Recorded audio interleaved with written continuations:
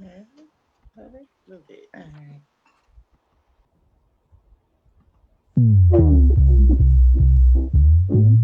Where my girls at?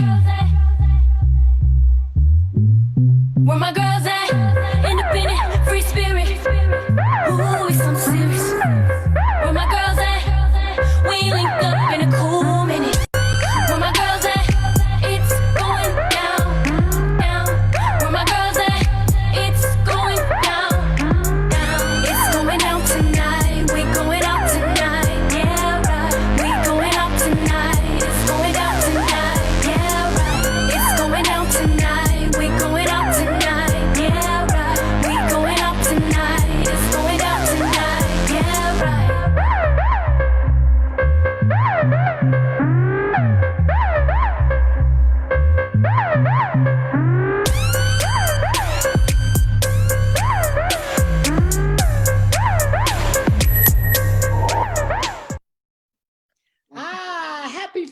Happy Friday, friends. Happy Friday. I love that song. Did you hear independent, free spirit, but ooh, we so serious. Those words fit us to a T, girlfriends. Well, this is Girlfriend Sabrina Goodwin Monday from Chapel Hill, North Carolina. We're glad to have our audience with us today. Girlfriends, we got some special girlfriends with us. I'll introduce them first and then I'll go to my other girlfriends. We have Kelly and Christopher. Say hi, girlfriends. Hello. And tell them where you're calling in from. Richmond, Virginia. All right, Virginia in the house. All right. Now we're gonna go to Baltimore. Hey, Glow. Hey, you guys, I'm so excited to welcome our new girlfriends on here with us and see all of you guys. And Sabrina, while that song was playing, I was like, it's about to go down tonight. It's got to go down tonight. You know, all of us have different parts. Where my girls at, it's just so good. I just love that so much. And it gives me such joy. So welcome, you guys. Welcome to those of you who are with us online. We're so glad you're always part of our conversation. And we head out to the West Coast. Hello, OMG. It is a beautiful Friday and we're excited you're on. And this is going to be just a cool show. We are so glad that we have our guests on today. I am passing it to my girlfriend in the D. Are you holding it down, Chrisette? Trying my best to hold it down in the D. Well, hello, everybody. I'm so excited to see your smiling faces and our two guests that are on, Kelly and Christopher. Welcome. We are excited to talk to you today. Thank you. All right. Well, for those of you who didn't know, this past Monday was Best Friends Day. Best Friends Day. Did y'all even know there was such a day? When I tell you there's every day on the calendar now, there's Dog Day, Cat Day, Bird Day. All right. And so there was Best Friends Day, and we want to know how you celebrated, if you celebrated. We'd love to hear in the chat. But mark in your calendar, you guys. Let me see. What was that day? Was it June 8th, I think? What was Monday's day? June 8th. June 8th. So if you missed it, best friend. if you missed it this year, make sure you catch it next year. And yep, your girlfriend deserves a gift, a dinner, something, okay? So we have Miss Kelly and Christopher. They've been best friends. They're going to tell us their story, kind of how they met, and and just whatever else you'd like to tell us about that relationship. All right. Well, thank y'all so much. We appreciate you giving us this opportunity. Actually, we've been best friends only about 2.5 years, but it feels like a lifetime because we really are just that close. We met, Chris's daughter actually was a co-worker of mine, and we had an appointment together and she happened to be there. It was only supposed to be about 45 minutes that we were supposed to get together. 8 hours later. No way. It was No way. I was just there with my sister. Wow. Yes. That's amazing. We've been best friends ever since. You know, God is so good. God is so good. And you guys are clearly an example because we meet a lot of people through our tribe. They say, I don't have a friend.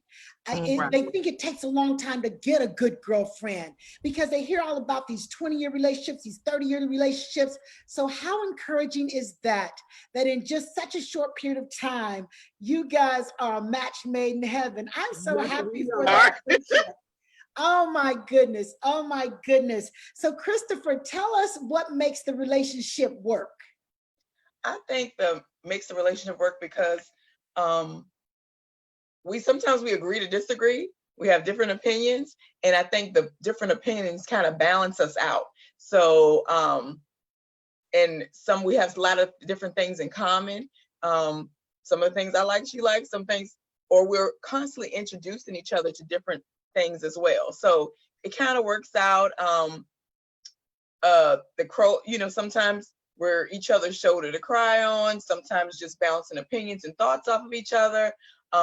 Being able to say, you did wrong, or, just to be able to, and to me, real friends should be able to tell you when you're dead wrong, what I'm saying? So I think that has even made our friendship develop even stronger. So yeah. Excellent, excellent. Girlfriend, who has the next question? I have a question. Oh, go ahead. Go ahead, Chris. Question. Okay, so you guys met each other and it was almost love at first sight, girlfriend love at first sight. And so I'm sure you guys have other relationships and other friendships. I want to know, what did your other friends think when you said, I got a new best friend and I missed her? What did your inner circle think about this newfound friendship? So for me, I have two other best friends. One I've had since college when I went to Temple University, and the other I met when I got married and moved to New Jersey. But they actually embrace it because everybody brings something different to the table and different to the best friend relationship. And so we all get along, we all appreciate each other. We're not all in the same state, but it just works. And, for me, I grew up as an only child. And so I didn't have a sister or a brother at that time to come up with. So for me to have three best friends that really I can go to about anything, any situation, talk to them about anything, and they're gonna be real with me, I appreciate, and they all do the same for me. So the other two best friends that I have, they're just like, we just have another sister, and that's just how we roll with our relationship. Wow, And that's awesome. What about They've embraced Kelly just like I have. I did a girlfriends weekend. What was it? In February. I rented a house, and all of the new best friends and the old best friends, we had a great weekend, just relaxing, enjoying each other's time, out on the taking pictures and everything. We had a great time. I cooked for everybody. Everybody ate. We watched movies. It was wonderful. It was just a nice bond for everybody. So it was great. I want to know if you're taking applications. You're going to have some people applying to be in the girlfriends group. Cooking, cleaning, everything. I was thinking, okay, now which one of us, because we've been talking about this idea, right? I'm like, okay, which one of us is going to cook for everybody? Yeah, I absolutely love that story. I absolutely love it. You know what I was thinking? I was thinking if a 45-minute appointment turned into 8 hours of a long, deep relationship, what was the click? Like when we talk to each other, we know the button of each of us. Well, I'm not going to talk to her about that, or I'm going to talk to her about that. But what was the? Or you talk to her about that. I'm not going to talk to her, but you talk to her, okay? So we got a lot of that going on. Okay. So when you guys were talking, what was the click you think happened when you guys knew friendship? So for me, we actually started talking about our previous marriages. Okay. That was the click, because this is gonna just make you guys laugh so much. Both of our ex-husbands are named James. Ah, okay. So kind of that right there was like, where in the world are you gonna meet someone you couldn't hit it off and your experiences are similar and your exes have the same name? So from there, it just took I can just imagine them kind of like, girl James, girl James. Like James? Is that the James I know? James, okay. And you know do what? Yeah, that's how it works. James we talking about today. I want to ask about how you handle it when she works your nerves. When you have a good girlfriend, there's times that how do you handle that? And how did you develop that? Sometimes when the person's been in your life forever, but when it's a newer relationship, how do you handle that? I think with us, recently I moved into a house, and I think I was driving her crazy, and she was driving her. I said, okay, Cal, it's enough. But time out. We gotta take it out. It's enough. Yeah, we just take a time out because it's like we want the best for each other, and we can kind of tell like if something's going on, but both of us like to talk a lot. Definitely. We love to talk a lot. Really? And we try not to talk over each other, but when one of us can tell that the other really needs the floor, we kind of just like, okay, I'm going to give you the floor. You do know you're getting on my nerves, but because it seems like you need this more than me right now, I'm going to go ahead and give it to you so that way you can get off what you need to get off, and then we'll go back to, okay, let's have our regular conversation. So I think we both do that for each other. Yes, we can tell when, okay, I'm working my nerves. Yeah. We can tell. We can tell we're working each other's nerves. So we just kind of calm down, and then we come back. I understand. Sometimes we travel together, and about that third day, we're looking at each other like, what time is your flight? And what time is your flight? Okay. And it's a different tone when you say, girl, I'm going to bed versus I'm going to bed. Okay. Yeah. Good night. I want to ask a question. What gifts do you see in each other? Like, Christopher, what do you see in Kaylee? Kaylee, what do you see in her? Christopher, gifts. I'll go first. Okay, I'll go first. With her, she's very encouraging. Like when I have that moment of discouragement, she'll be like, now, girl, you already know, or she'll say, God already said it was yours, so stop tripping. You already know it's yours. You already, or even on the business side, when I get a little discouraged a little bit, she was like, Chris, you're doing fine. You're doing fine. You're doing fine. There's a whole lot of people that haven't been in the business as long as you, and they haven't met what you've done so far. So it's fine. It's okay. Just set your goals, make your plan, blah, blah, So she's, that kind of person that, gets me back in line when I'm like, oh, this is working my nerves. Yeah. But, I start going downhill a little bit, and she'll be like, get it together, bring it back up, get it together, that encouraging. We can do this. You already know, blah, blah, blah, things gonna come, that's how she does for me anyway. Yeah. Right. I know for me, yes. Chris really makes me want to be better, because when I met her, just the way she carries herself, like I've heard it said, and Gloria, I've heard it from you because I've followed you for a while. I've heard it from you. The people that you hang around, will reflect on who you are. And when I got around her, she literally, I just felt like, let me straighten my back up a little bit. Right. Let me elevate a little bit, because that's how she carried herself. And so when I'm around her, I always want to do just a little bit better and a little bit better. And I think that good balance between the two of us makes both of us want to be better for each other, because I need a shopping partner. I love to shop. I'm not going to lie. And so I need somebody that can. We got one for you. Right here. That's Chris. That's your new best. She's the queen of shopping, but because I love shopping, that means that I have to level up, and I want to make sure she stays at her level or higher. So that way, when we're going shopping, we don't have worries. We can just go and enjoy and just, have a great time. You know what? I have a quick question.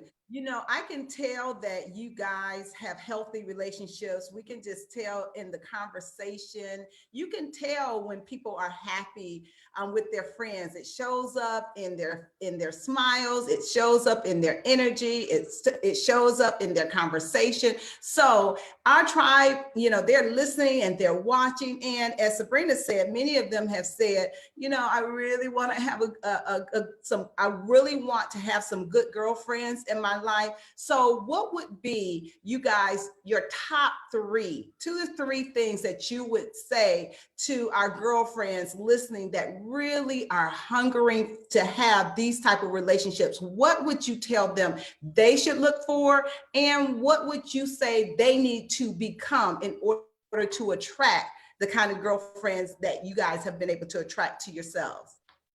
I think the number one thing, at least in my opinion, be genuine. No one wants someone who has an ulterior motive. Yeah. When you present yourself, if you're meeting somebody for the first time, and this is in any kind of relationship, when you're meeting someone for the first time, people can tell when you're after something or when you're being genuine. So especially for women, we have a tendency in general to be disingenuous. And so just be who you are. Who you are, if you're a good person, if you're a positive person, that's going to reflect when you meet someone. And that's someone that others are going to be attracted to and want to be around. So when you're genuine, that's kind of going to take the guard down a little bit for someone else who may be looking for that same type of relationship as you, to be genuine and not have to have a guard up or airs on or anything like that. And I think for us, we were just so genuine. Like, I don't want to be fake. I don't want to be phony.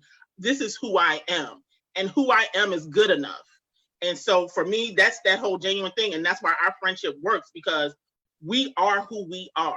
We know all of our little quirks and things like that, but who we are is good enough. And that works for us. And that's why our friendship is strong. What do you think a number 2 is? I think a number 2 would be the person who you're striving to be. Someone who you're striving to be, someone that can encourage you, someone who can, you see something in them that, not that you want to mock them, but some of the things, some of the qualities that they have in their lives, or some of the qualities, be it the type of mate, the type of the relationship they may have with God, those type of things that you may be lacking, but you see that they have it. You don't want a friend that's, I won't say beneath you, but somebody who is not going to push you up, or like they say, don't hang around with the people that you don't want to be like. You know what I'm saying? That type of thing. If all the people that you hang around are the broke down people, and you wonder why you always broke. Well, sometimes my pastor always said, maybe you need to change your people that you hang around with. Not necessarily, I don't want to be friends with that person, but that's what you want. The people that you want to draw to you are the people that are going to make you grow.